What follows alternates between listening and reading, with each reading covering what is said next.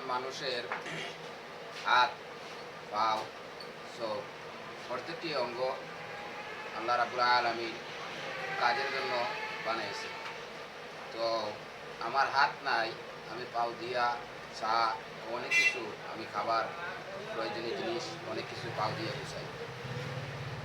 তো আপনারা দেখবেন যে একটি মানব দেহের যে কোনো একটি অঙ্গ যদি কেটে যায় তাহলে ভাত খাইতে হইলে কতটুকু কষ্ট।